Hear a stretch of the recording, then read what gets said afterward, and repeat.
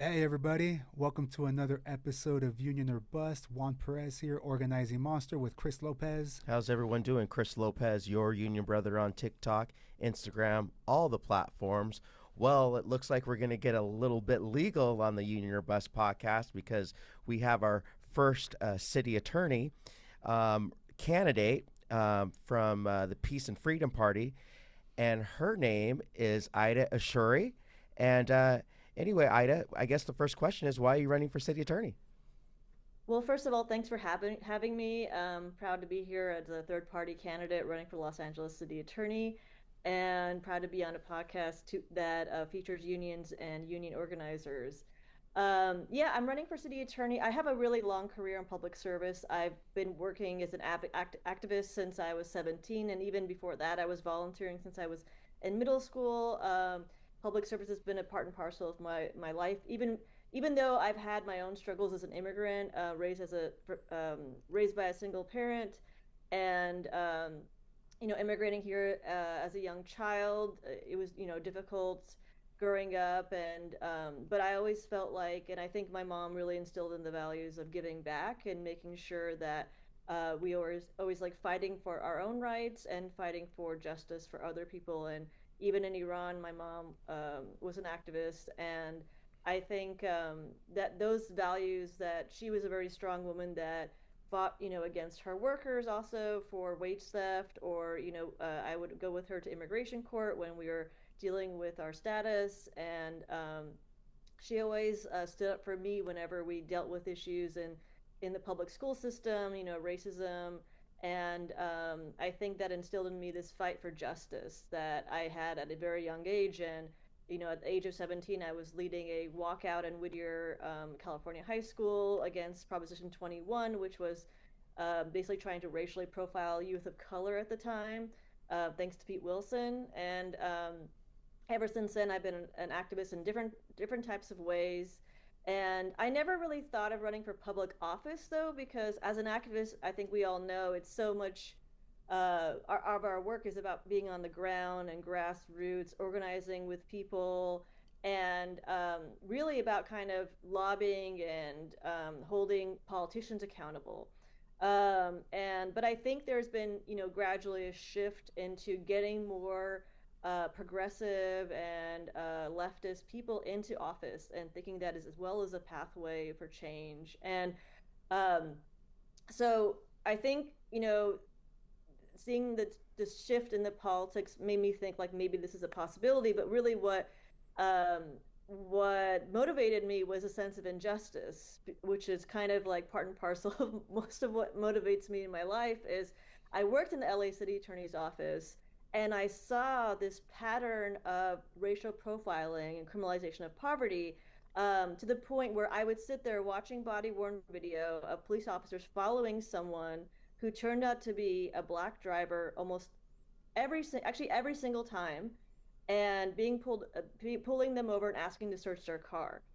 And then, we would get the cases obviously when they found something in the car. But it's a lot different story, when you read about racial profiling than when you're in the office and you see it repeatedly.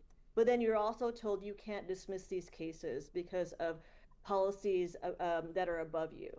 And that's what frustrated me. Is I would see a pattern of city attorneys that had no experience in criminal justice, that would come in and saying I'm progressive and I'm this or that, but then would implement policies that actually would encourage racial profiling because they didn't understand how that office worked or how the system worked.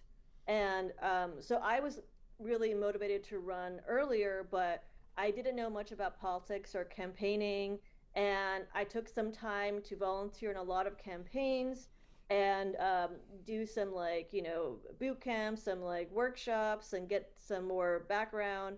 And I was hesitant to run because it is a difficult thing to do. But again, seeing this pattern of candidates that don't have the criminal justice experience, that don't understand, that's like more than 30% of the office, like 35% of the office, what it does, which is like, a pretty big chunk, where it prosecutes all the misdemeanors in the city of LA.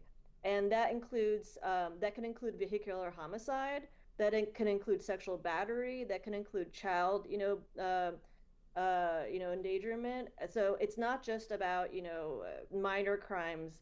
Misdemeanors run a really wide gamut, DUIs, all of these things that can affect our lives. But it also obviously includes, domestic violence, as well as criminalization of poverty, which can be prosecuted either as 4118 or trespass. And those are the crimes that I saw prosecuted a lot. And in terms of like a waste of our tax dollars, a waste of jurors' time coming in, and eventually always voting not guilty because they're like, why are we here prosecuting, this case of some guy who just happened to, be sleeping outside next to a school, and or yeah, I think the worst case I saw, which was something I didn't have to prosecute but my friend did, and she had to do it twice, where it was a young man of color who was charging his cell phone at a metro station, and it basically some police officers, about I think 5 or 6 police officers, roughed him up. They didn't want him there, and he was charged for theft of utilities. Oh, wow. And that's what they used to do. Ironically, now our metro trains have plugs to charge your phone in. Isn't that crazy?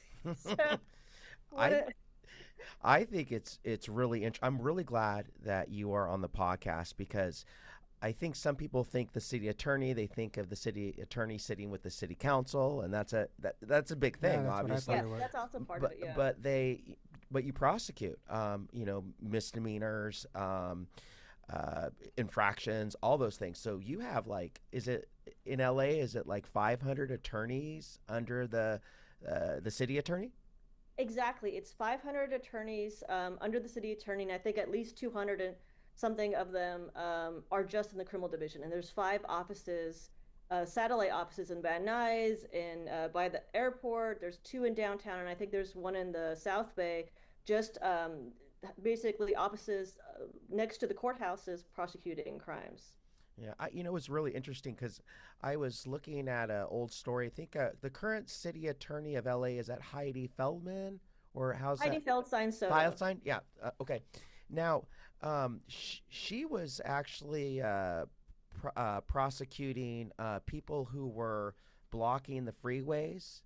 I guess Hmm. I saw that, and I was like, I guess there's this rule in LA: if it's a peaceful protest, then people are blocking traffic. They don't get prosecuted or released.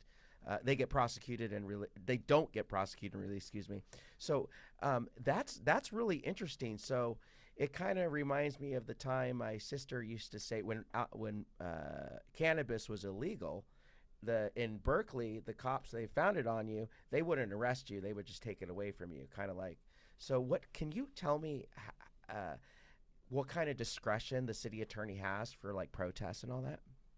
Well, that's the other thing. The biggest power that a prosecutor has is their discretion to not file a case. And that's something that I want to engage in as city attorney. And that's the biggest power you can have, is simply not filing a case that, one, shows any police misconduct that's a violation of someone's rights, or just, a waste of our taxpayer dollars. And that's, where I saw lots of cases being filed when I was at the city attorney's office. And as a protester myself, I engaged in civil disobedience during the anti-Iraq war demonstrations, and um, we purposely engaged in disobedience of blocking an intersection. And there was about something like 35 of us, and we were held on a police bus for about 2 hours, I think, or 2 to 4 hours. I forget now. It's been a while. And then we were taken to the police station and booked, and then given we were charged with a misdemeanor originally, and then later on we got a group plea where we were all our misdemeanor was reduced to an infraction, and then we were charged with a $50 fine, and that fine was waived. Ironically, the infraction we were charged with was 4118. So it's that's something that the city attorney has a power to do, which is basically like treating um, what's it called? This demonstration of civil disobedience not as a real crime, but it's something like you can just get either an infraction or a fine that's waived. But I think in general, what's happened with the cases that we saw with the current city attorney is that she was pushing for them to be charged as misdemeanors. and more in a criminal punitive fashion. And now they have to do community service instead of just kind of being treated as like, protesters that are blocking traffic and trying to create a demonstration. And I think there is a pattern where, in general, the city treats blocking freeways is different than blocking streets, which is also interesting in the respect that freeways, um, were created in a very violent fashion in communities of color and working class communities, and how car infrastructure and freeways have been always prioritized over public transit and other more equitable um, forms of transit that would, go beyond class-based divisions that car infrastructure creates. And I think that it's kind of, uh, in a way, violates due process because you're treating people who are on a freeway different than you're treating them if they're on a city street. And that seems like what their policy has been lately, is like being more punitive as well for people who block freeways. And I saw that as well when I was at the ICE protests, where they, as soon as people got on the freeway, they immediately got into the right gear and immediately started to be aggressive. Like they didn't even wait like 5 minutes. It was an immediate response. And so I think there is it's an example of how policing is getting more aggressive towards protesters in general, and how we're seeing like this class-based division being reinforced through those types of enforcement. Gotcha. So, for disclosure, like you said that cops typically pull over like African Americans or people of color more. I have gotten pulled over at gunpoint too, and it's like, oh shit! After they saw my ID, they're like, oh yeah, you're the wrong guy. Sorry, later. So that's happened here in San Diego, and it happens a lot here in San Diego as well. So it's just like an issue that goes, that's everywhere for sure. But so then, what's the difference between a city attorney and a district attorney? Because I thought that's what the district attorney does, or gets to decide what cases they'll take on and prosecute. So, what are the differences between? Because I know our district attorney here in San Diego. That's why I thought that was the person that deals with these kind of things. So, do you know what some of those differences are between a city attorney and a district attorney? Yeah, so the biggest difference is the city attorney prosecutes all the misdemeanors and below crimes in the city of Los Angeles. So the district attorney only prosecutes the felonies. Oh, okay. So there's a lot of crimes, though. I mean, having worked in the office, there's a lot of crimes that actually get kicked down to misdemeanor, even though they could qualify as a felony, because literally the DA is like, we don't have time for this, so we're just going to get down to a misdemeanor. Or like, this is to they often want cases really well packaged. Like they don't want to do a lot of work, so they're just like, well, this is too much. Like I've had cases where someone had 8 balloons of heroin on them, Oh, and they kicked them. That was a misdemeanor, just because they didn't actually catch them in the sale of the heroin. That they're like, well, this is too much trouble. We're just going to kick it down to possession, misdemeanor. So that's also ironic because a lot of people complain about, that things are not being charged as felonies. Well, that's also the district attorney's discretion as well. So you'll see a lot of cases involving guns, involving drugs, involving sexual crimes that could be prosecuted, or even domestic violence that could be prosecuted as felonies, but they just choose not to prosecute them as felonies. And you'll see them as misdemeanors in the city attorney's office. And actually, it's interesting because when I was working in San Diego, we didn't have that many serious crimes. Actually, like San Diego has 1/10 of the crime that Los Angeles has. So that's why you'll see much more serious cases at the Los Angeles City Attorney's Office than you would at the San Diego City Attorney's Office. Now, I do want to highlight, so you are running for office, third party, Peace and Freedom Party. And I think you mentioned you're not taking any money from corporations or big oil or anything like that. Juan, you wouldn't take money from big oil, would you? I'd take money from Chevron. Oh, God. Well, Yeah. anyway, so back to you.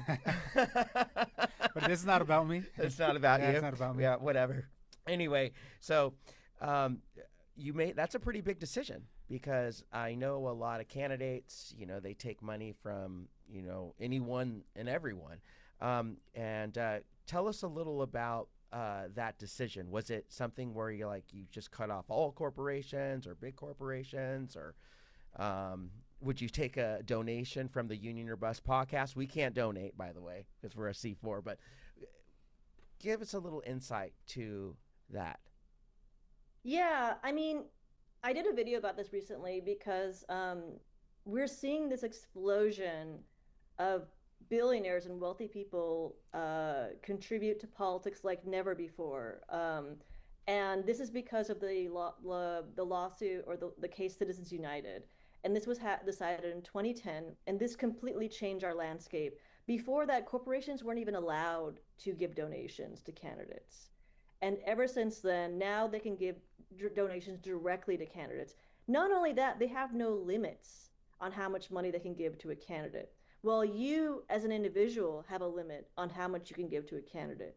I mean, that in itself should ring alarms for anyone who cares about democracy, that a company can give more money than an individual that is voting for these people, right? So I think in of itself, if we are going to say, I want to get, and I think big money in politics is the biggest danger right now, because I I've spoken to people who are environmental justice advocates, who are advocates in different areas, and they actually move on to trying to change our system in terms of money in politics, because everything comes down to that.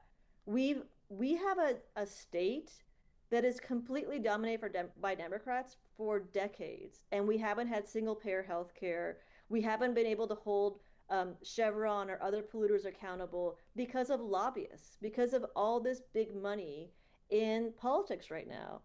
And it's not even just like, and I think one thing that people should know, corporations don't go around, I mean, very few, but they really don't go around saying, well, I like this person, I'm going to donate to them.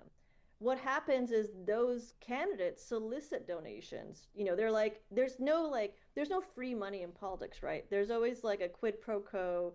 There's something like, can you give me this money, or whatever, I will end up giving you some kind of political favor in the end. Like, there is no free money in politics. And so that's why I want to be accountable to the people voting for me, not corporations or special interests that are going to expect something. And of course, there's like the other thing people don't realize is C4s and other these nonprofits are also able to give now because Yeah, of I've Citizens seen that. United. And I think like all of this stuff, and that's where the dark money comes from, is they create these nonprofits. The nonprofits are not subject to public records acts. So they can give all their money, all the Jeff Bezos and the Palantirs and the, Elon Musk can give their money into the nonprofits, and then the nonprofits give money to the candidates. You have no idea who gave money to that candidate now. All you know is a nonprofit gave it, but you don't know who's funding that nonprofit. So there's just so much dark money in our politics. And when it comes down to it, I'm not going on knocking on the door of these corporations, giving money, give me money, because this is not who I am as a person. And I've never, lived outside of my integrity or outside of my standards. And to be honest, I don't think my platform is a friendly place for corporations. So I don't think they're gonna see that like I'm gonna be giving something to them either. So I'm going to be holding them accountable as someone who's an independent candidate. But I think that if you're gonna walk the walk, you have to. I mean, sorry, if you're gonna talk the talk, you have to walk the walk, right? Mhm. Like, don't just what did Kendrick say? Don't just like talk about it, be about it. Mhm. That's what campaigning should be about. Like, it's not just about saying you're this or that. Like, if your campaign donations don't match what you're saying on your platform, then how can we trust that person as a candidate? So I want to make sure that everything about my campaign adds up, basically. Right. And you're running as a Peace and Freedom Party candidate, not as a Democrat. Why not? Well, Someone like me that's a little bit more establishment than That Chris. takes money from I Chevron. take money from Chevron, so that would be my first question. Why, like, why not? I mean, like they're the ones in charge. They're the ones that win here in California. I just want to hear from you, like why not? Well, there's a few reasons for that. Well, one, I hope everybody knows this is a nonpartisan race. So no political party actually shows up next to my name. So that means that the voter really needs to do work to learn about each candidate. Mm. The other thing, and I think everyone is really exhausted by the partisan politics right now. And both political parties are actually in incredibly unpopular right now. And they haven't been this unpopular in decades because um, I think what we're tired is that both parties have been kind of selling out the working class and going towards their corporate donors or the whatever corporate PACs and the wealthy that now they don't have to go to regular people for donations. Like they can go get their campaigns funded by APAC or Elon Musk or something like that. And I think again, like money in politics has definitely changed the game and made it even worse than ever. And I think the other issue is people want authenticity. And I think that's something that we haven't really seen where people, they vote for someone and say, well, they sounded like their platform sounded good, but after I voted for them, like, they didn't really live up to that. And that's because when you have party politics, there's obviously, chairman and convention and whatnot that control what, you can do and what you're part of or what you can have access to as a candidate in those parties. And if you don't align with their party politics, it's very hard to work in that party. And so running outside of that party allows me to be authentic to who I am, to run with integrity, and also not be subjected to those party politics where I'm trying to, make someone else happy rather than the voters. And I think like that's my priority is I don't want to be pigeonholed or constrained by these party politics. I want to be able to do what my platform actually says. Do you have to be registered as a Peace and Freedom Party person to be able to vote for you, or can a Democrat vote for you? What's great about California is you can vote for whoever you want, and it doesn't matter what you're registered for. Okay, The only exception is, I think, is the the presidential president. primary or certain primaries. But you can vote for whoever you want. And again, because this is a nonpartisan election, you won't even see my party on the ballot. So you won't even know that I'm running Mm. under Peace and Freedom. So anybody can vote for me in this election under any party. So, are you saying that in the primary in June next summer, it'll be the top two getters go to the general? Exactly. It Okay. doesn't Oh, matter wow. what party. Yeah. Just like the governor's Just like race. the governor's race. Oh, Yeah. that's really interesting. Okay. Well, I like how you brought up, the Democrats have had control or super majorities as governor, in the Congress, Assembly, Senate, everything, and we still don't have single payer. And is it 50 or 60% of people are living paycheck to paycheck? They can't pay their rent. They can't pay their bills. And to me, I always think universal health care, that's a tax cut for middle class. People can't afford to pay for health care right now. And you see people like Gavin Newsom, for example, working behind the scenes to stop single payer health care, who actually campaigned for it. Um, what do you think will be the best way to pass universal health care in California? Because I think in Canada, it started in a province and then it spread throughout the country. I think California is ground zero for universal health care. So, what do you think of that? Yeah, I mean, this doesn't really have to do with the city attorney Yeah. race, but I definitely support single payer. But I think that there are groups that are trying to, coalitions, and I think that's a good way is like creating grassroots movements and putting pressure on individual politicians to run this platform, as well as like putting pressure on the ones that voted against it.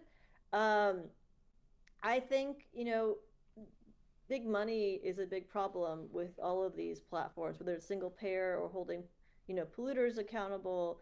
Is these lobbyists and the healthcare lobbyists are a problem. So I think the biggest thing we can do is people power and even demonstrating in front of these offices of the people who voted against it and bringing, you know, attention to this issue. Bringing up people who have have tremendous medical debt.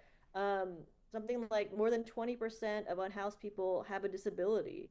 And so like the struggles that they have with medical debt, um, or medical issues as well, and they're forced to live on the streets. So all of these things I think need to be connected, because it's not just okay, well, we have a single payer, but that's like a trickle down thing where it's connected to that issue of, homelessness, the issue of cost of living, the issue of, again, like medical debt. All of these are connected. And because our country spends more money on military and police than social services, we're paying for our, like we're paying double or triple sometimes, because not only are we paying taxes, then we're paying on top of that, a health insurance, then we're paying an attorney to sue the, insurance company or something like that if we have an issue. And then on top of that, you're donating to nonprofits to help us. So it's like there's such a, lack of resources that our government is not providing, that we are having to pay over and over and over. Well, the wealthy are not paying their taxes. There's no wealth tax, and then and the government, they get socialism, they get free health care, they get all the benefits, and so it's like there's a huge gap, and then it's going to keep growing until we remedy that with more social services. You mentioned corporations, and you mentioned like things that the city attorney can pick up on cases. What about like wage theft and any like worker issues, um, like any kind of violations that corporations may do? Can the city attorney take those cases? Yeah, so the city attorney has the power to take on wage theft cases, and actually, it gets money from the state to do that too. I think last year it got $850,000 to do that, and there's already an office that was created in the city attorney's office to specialize actually in workers' rights issues. There's also the power to bring cases under Civil Code 17200, which is the Business Practices Act. So they can also bring cases under that. And so I think that they're also looking into expanding that to more worker rights violations. But I definitely think that's something that the city attorney should do more of. This is something that I remember a long time ago, Santa Monica was bringing a great wage theft case for car wash workers over there, and they were doing a lot of really good work on those types of cases. So the city attorney's office the city attorney's office should really be an office that is helping the regular person in the city. It should be taking up that gap that I was talking about, where like nonprofits are trying to fill in, or Mm-hmm. for people's individual attorneys. The city attorney should be taking those cases. And And right you're now, it's not doing it that great of a job. But the attorney. No, and you're the attorney for the city council.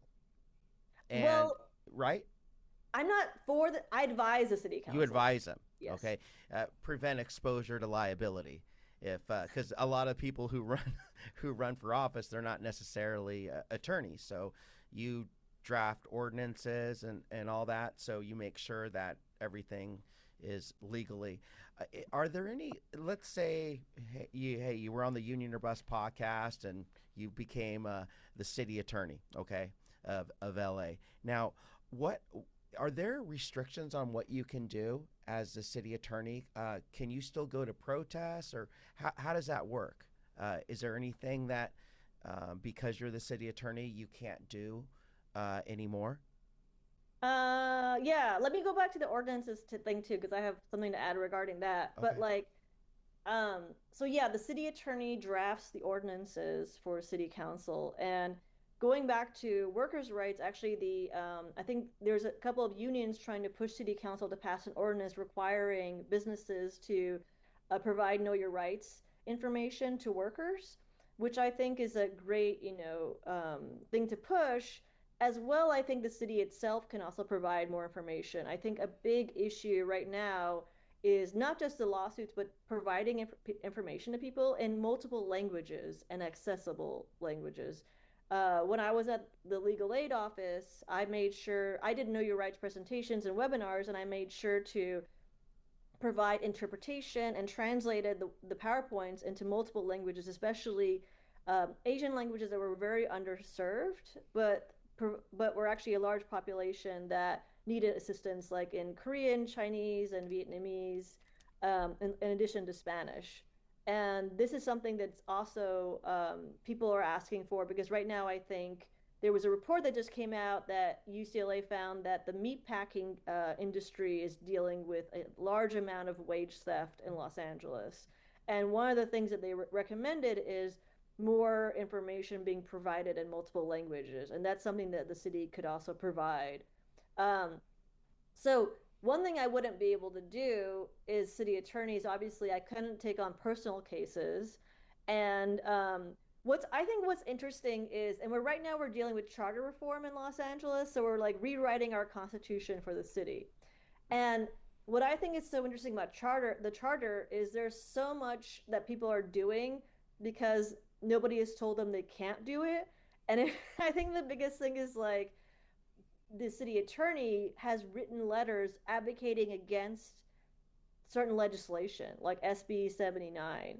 And to me, I think it's improper for a city attorney because they're supposed to be representing the city and not taking any like legislative positions to use her resources to state, that she's personally against some kind of legislation. I don't think that's a proper. I think it's different saying like this legislation, conflicts with our law and we need to rewrite it to adjust that. That's what a city attorney would do.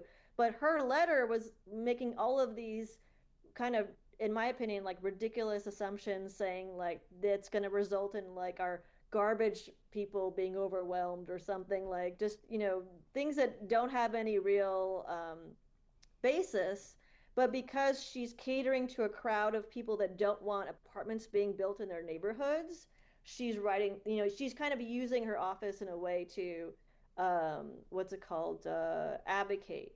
And that I think would be improper, but it's not, I mean, it's technically, I think it's explicitly in the charter in the sense that it lists uh, all the duties you have, but and it states these are the only things you should be doing, and it doesn't say anything about advocating for or against legislation. But I think a big problem I see in the city in general is people doing things because there's no accountability and no one is really telling them I don't have to, I shouldn't be doing this. And and so I don't know if charter reform is going to address that and have some kind of, more accountability mechanism or spell out more sternly what people should be doing. The other thing is she wrote a letter going to like what people can and can't do, saying that city officials should not participate in union strikes or union actions. And this kind of resulted in a, you know, what's it called, like a quelling of people being active. But people, I think, were still, they still were active, but this resulted, I think there was a fireman who was at a strike protest and he ended up getting arrested, but this was off duty, it wasn't during his duty, and he ended up getting reprimanded at work. And like this letter was kind of a basis for that. So the city attorney can also be, a position where silencing free speech or silencing protests in that aspect as well. But but yeah, as city attorney, I wouldn't be able to be an advocate with my own personal views. And I think that should be appropriate. I should be, I definitely will have my views of like human rights, social justice that will guide me in terms of how I apply the law and how I, hold corporations accountable. But I can't go and write, I don't agree with this law or I disagree with it on a personal basis. But in contrast, the city, so there's been this pretty strong pattern of persecution of pro-Palestinian protesters and pro-Palestinian movements in our state, in our city as well. And during whenever there's some protests, there's been a pattern where city officials have tried to advocate for curbing of free speech. And one of the city council members, or a couple of the city council members, introduced a motion to make protesting illegal in outside of like places of worship and hospitals, and and if you walk in LA, I mean, you're always by some kind of place of worship. Like there's there, like they're everywhere. And so it's really hard to say, oh, you can't be close to a place of worship, you can't protest. Well, like where are people supposed to go? I mean, there's churches everywhere. There's, a synagogue, there's a mosque, there's Scientology. I mean, these are all places of worship. And like, how can you say people can't be near a place of worship and protest? But this is something I would consider a violation of our free speech rights. So I would definitely be, advocating against something like that. So I think it's not just like not personally advocating, but making sure you're enforcing the law and making sure that our civil rights, our Bill of Rights are being, followed through, and that our politicians are not using the opportunity or the time to try to, appease their own constituents by infringing on our rights. Gotcha. Okay, so this is a good time to bring in Flock. Have you heard of Flock Systems? Oh yeah, very much so. Yeah, so here in San Diego, they're the automated license plate readers. It's a private corporation, and they just were up for their contract last month, and they got voted in by city council, all Democrats. And like we have this coalition was built around this to fight it. It was called SD Trust, made out of 60 plus unions, organizations. The labor council was part of it, um, to go against it, to fight this flock systems. We went out there. There were over 100 speakers speaking against it. All Dems, of course, the city council, and it passed 6-3. Um, Again, all nine are Democrats, and the mayor is a Democrat, and he supports this as well. So something like that. What's your position on flock, and what? Yeah, first of all, what's your position on flock systems? So, um, going back to my history in activism, I mean, I've been an activist for decades now, and I was an activist during the time when surveillance started really increasing, and when there was the illegal gathering of data from Verizon that was retroactively approved by Congress, and this was the rise of Palantir. Palantir was brought in to look at all of this data, and now, Palantir has its tentacles in pretty much everything that we do right now. And I think Flock is extremely dangerous for multiple reasons. And I want to lay out like three different reasons. One, obviously, if you're a protester, you don't want to be monitored. And these cameras, they capture something like 20 billion vehicle searches a month, I think. And so they capture not only your car, but who you're with, what you're wearing, what race you are. So it's a lot of data that is put into a central database that pretty much almost anybody can access. And it's already been used, to track down someone who is accessing reproductive rights by authorities in Texas, and it could be used, against pretty much anybody in California, like protesters, someone who accessed, like gender affirming care, reproductive rights, and so as a freedom of speech issue, it's definitely a threat. As an immigrant, it's definitely an issue because Flock and Flock is, has was sharing, and I think is continuing to share information with ICE.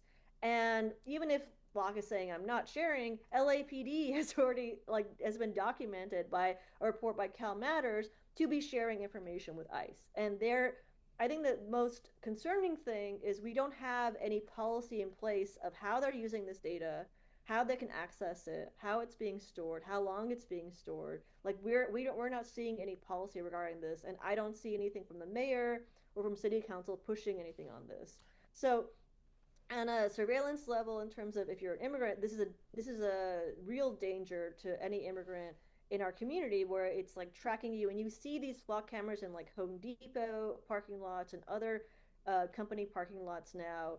And again, all of this data is going to a central database.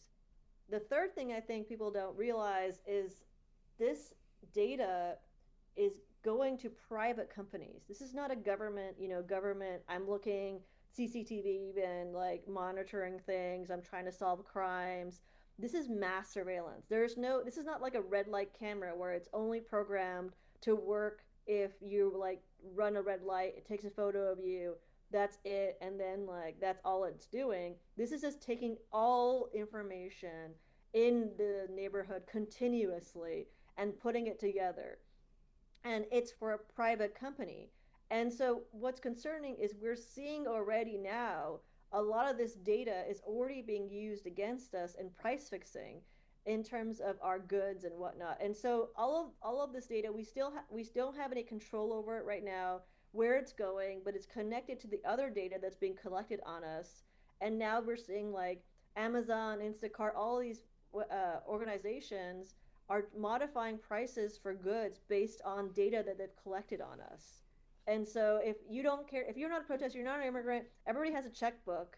So people should be concerned about all this data that's being collected because of how it's used, and it's going into these private companies that are going to adjust what kind of goods you see. Maybe even in the future they might be able to impact what kind of line of credit you have. I mean, it's just very scary to me that these private billionaires that are just so completely out of touch with people on the ground have are gathering so much data about us, and we're not doing anything to stop it. Speaking of billionaires, that's kind of, I guess there's a rule in California, a loophole for license plates. I always think about privacy. People have a right to privacy, but I guess billionaires, if you lease a car for 6 months, you don't have to have a license plate in the state of California. So if you just keep leasing cars, you never have to have a license plate. So I think Steve Jobs does that. Some other people do that around the country. Steve Jobs is dead. Or no, Steve Jobs did that. I should say. Bill Gates. Bill Gates. No, but companies actually allow this as a tax write-off too, which is interesting because if you lease a car, you can write it off as a business expense. But I don't think privacy should necessarily just be for the billionaires. I think they should be for everyone. So. Yeah, definitely. So the reason I bring that up, because you were talking about using your own position to advocate for something. Before I asked that question, you were talking about the city attorney currently using her position. So would that be something different in your case? Because you are not for Flock, you would be advocating against it. So you would be able to advocate against it if you were the city attorney? Yeah, so there's two outlets I would definitely pursue, or actually kind of three.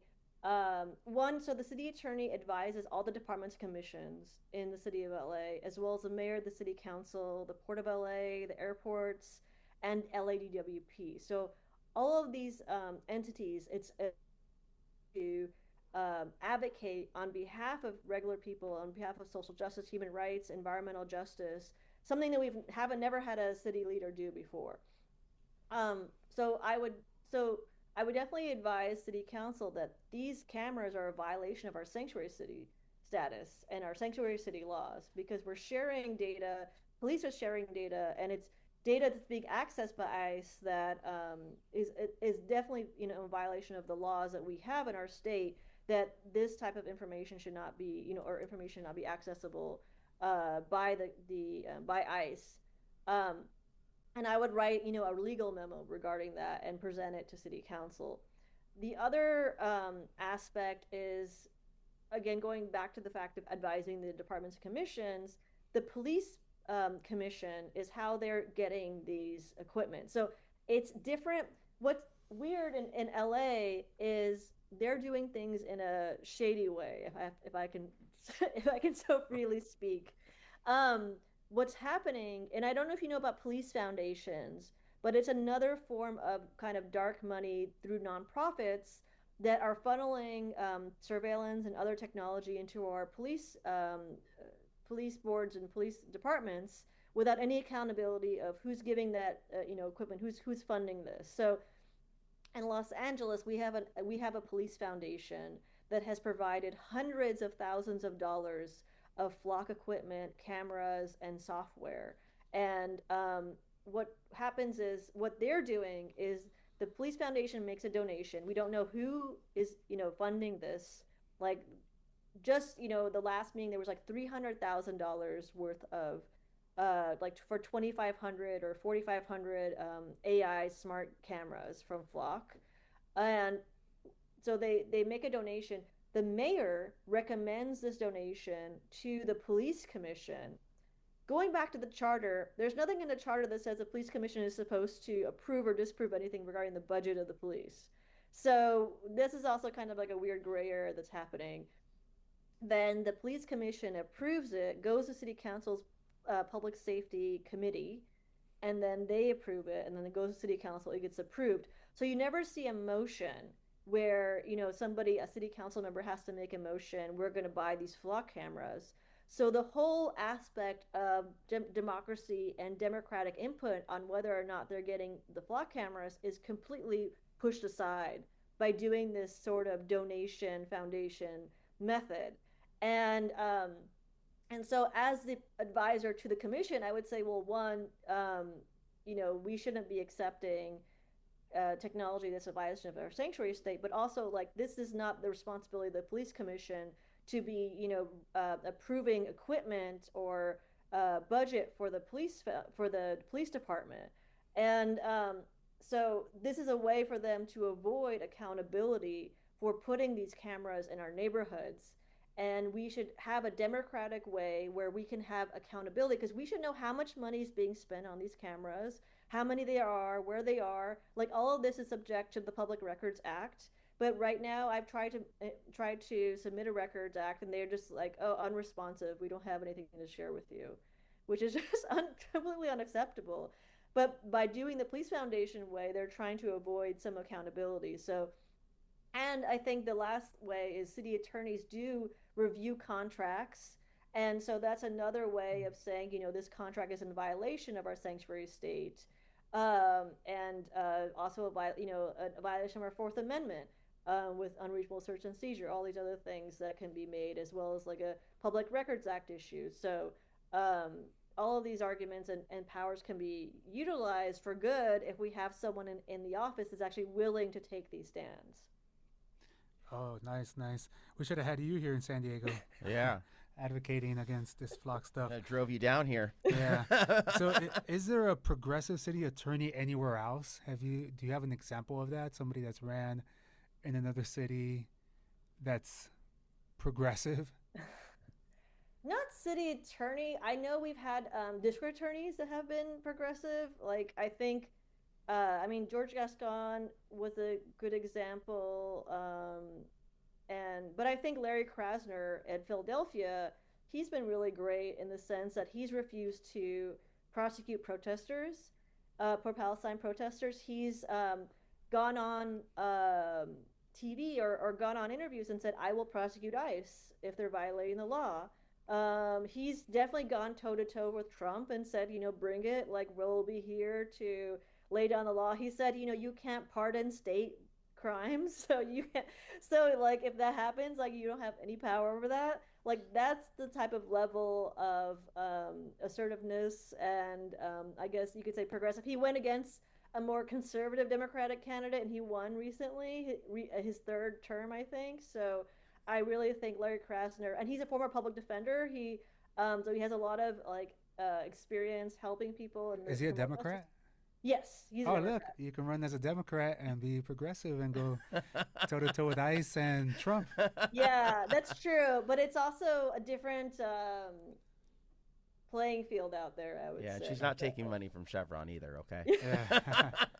What's ironic is he had the lowest amount of money and the lowest amount of endorsements as well. So, like, they were giving more to the more, like, moderate Democrat than him, and he still ended up winning because of his values. And that's, like, how I wanna win. But I think, and I think the other thing is, like, it's not easy being a grassroots candidate and, like, entering a race as someone who is not politically connected. Like, the atmosphere or the environment in LA is not open to other types of people necessarily, who are not connected, who are not coming with money. And so even if I wanted to run as a major two-party candidate, like there's gonna be not much elbow room for someone like me there, and I think it allows me much more freedom to run as a third-party candidate in this Gotcha. position. And I sound So like I'm a Democrat and this and that, but I'm actually for third parties. If anything, I want to start a Labor Party myself. I'm just asking these questions because I know we have some yeah. liberals that listen to us, and Well, I maybe think this is they're the going to pick time these. for third parties right now.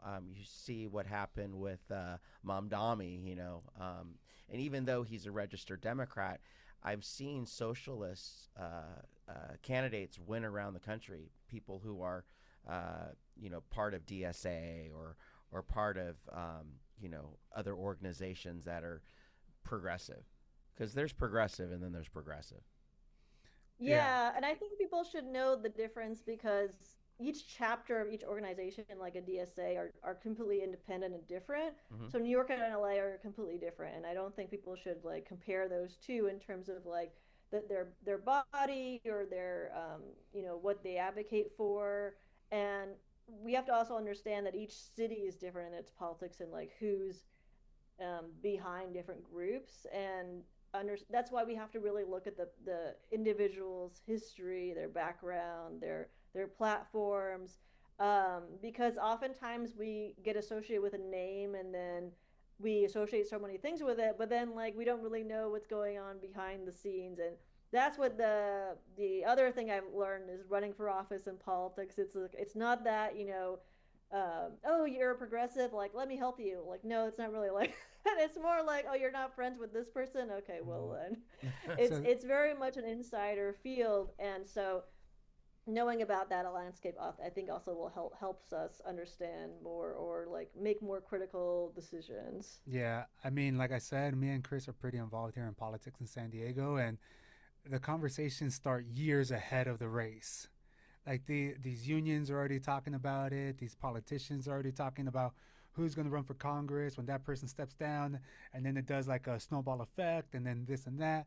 They're already having conversations for the presidency and the congressional seats that are going to be up during that time, and who's going to run for that. So then that opens up a position at the assembly because that person's. Anyways, yeah, it's very much like that, like very insider kind of trading that happens. But have you gotten any support from unions over there in LA?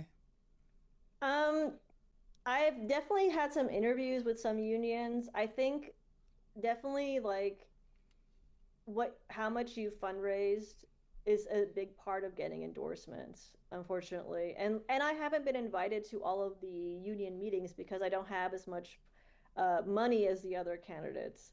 And so I think unfortunately money is a big impact because people want to be attached to someone who they think is going to win Mm-hmm. rather than like someone that might be aligned with their values or someone they might like personally. And I think unions are incredibly important. But I think that the unions we saw like decades ago that were pushing for socialism and pushing for like, regaining the means of production, we're not seeing that as much anymore. And I would like to see unions really pushing for their workers beyond just jobs, but like, how are we going to change the system so we're not just subjected to the capitalist class or like, large billionaires and owners that are basically untaxed in what they own and their wealth. And I would like to see more, like radical decisions and pushing more for that from unions. But I I think, definitely feel like as an outsider, it is difficult to get yeah, no, endorsements. I agree with you. Like union leadership is definitely tied to the hip to the Democratic Party.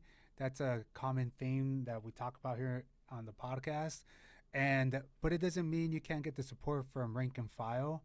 Um, like for example, I always give this example because it's pretty big. In 2020, when Bernie was running in the primary for president in Vegas, the union leadership of Unite Here endorsed Biden, but because they have caucuses in Vegas, the membership overwhelmingly endorsed Bernie. So just because our union leadership is going one way, it doesn't mean that the membership is going in that direction. And I think, yeah, we should have more rank and file and membership sway the leadership for sure. I think it's happening here and there. Like unions are getting more progressive. For example, we passed a resolution here at our labor council, a Gaza resolution in August, to condemn what they did to Chris Smalls, to call it an apartheid state, call it a genocide, what Israel is doing, called out the senators that continue funding the genocide here in California. That was the strongest resolution ever passed in the Labor Council in the U.S. And we passed it here in San Diego with our leadership. All of our leadership voted for it, our e-board, and then the delegates, and me and Chris are delegates. So yeah, I do agree. Like the leadership is still attached very much to the hip, to the Democratic Party. But I would recommend like go out there to picket lines, introduce yourself to the membership, and that's how you get the membership to start asking questions to their leadership. Hey, how come we haven't? Have we talked to Aida? Like, has anybody talked to? You know what I mean? Like, and introducing you in that way into the labor movement because we all know that these big old politicians like to go to picket lines for the pictures just for the election. Once they win, they don't really care. So I think labor right now is having a moment. Is having a moment where the membership is just taking over little by little. The Teamsters have a committee. It's called Teamsters for a Democratic Union, TDU, and it's a nationwide like committee. And their goal is to take out their leadership. UAW had something similar like this a few years ago. That's why they elected Sean Fain in there, and he was a lot more progressive than the previous leadership. IATSE, we have something like that. It's called Crew, and their goal is to take out the leadership and change the name of the game within our union as an international.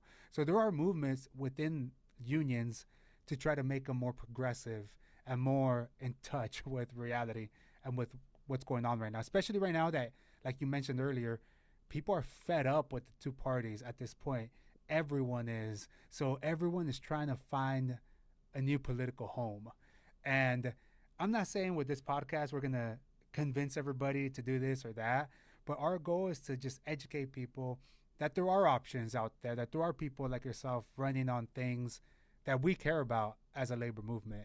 So I think labor, yeah, up top, maybe we're not the most progressive, we're not, but rank and file is, and they have their finger on the pulse.